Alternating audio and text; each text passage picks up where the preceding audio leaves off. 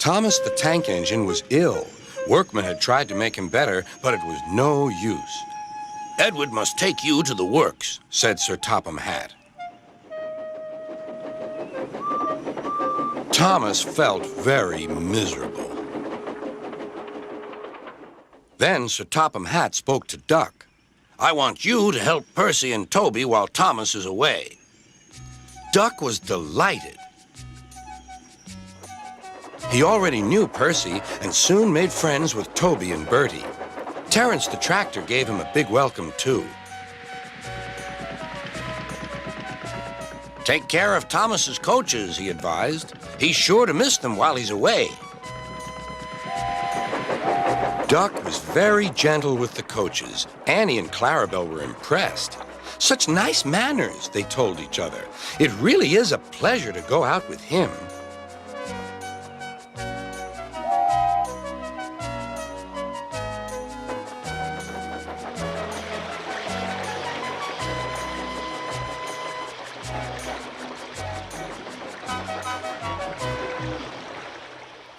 When Thomas came back, Annie and Clarabelle told him how well Duck had managed. Thomas was so pleased to be home that he soon forgot to be jealous.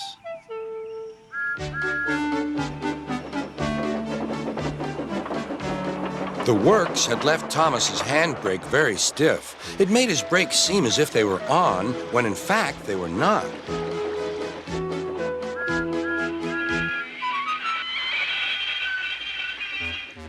As a result, he and his coaches often overran the platform. Thomas found this most embarrassing. Gradually, his driver and fireman learned to be extra careful. But one day, Thomas's fireman was ill, and a relief man took his place.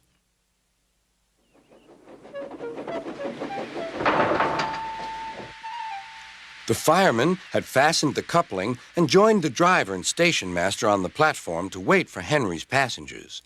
The fireman had forgotten all about Thomas's handbrake. Thomas simmered happily. Not long now, he thought, as he saw Henry slowly approaching. But Thomas's brakes were not on. And suddenly, he felt his wheels begin to move. He tried to stop, but he couldn't, without his driver and fireman. He tried to whistle a warning, but he couldn't do that either. The conductor, driver, fireman, and passengers were all stranded on the platform.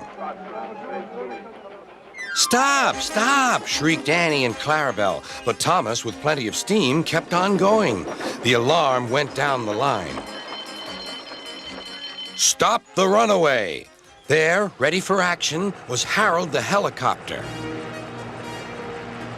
The inspector had made a plan, and together they took off into the sky.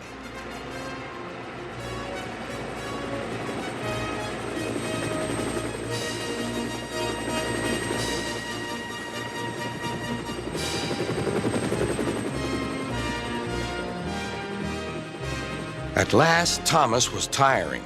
"I need to stop! I need to stop!" he panted wearily. As they neared the next station, Thomas saw Harold land.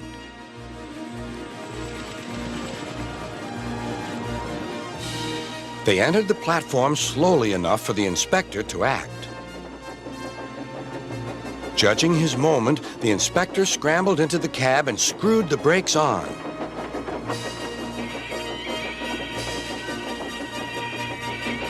At last, Thomas stopped. Both he and the inspector were very relieved. Then they thanked Harold. "Think nothing of it. Glad to be of service, any time." "Thomas," remarked the inspector, "we must never let this happen again." Wearily, Thomas agreed with him.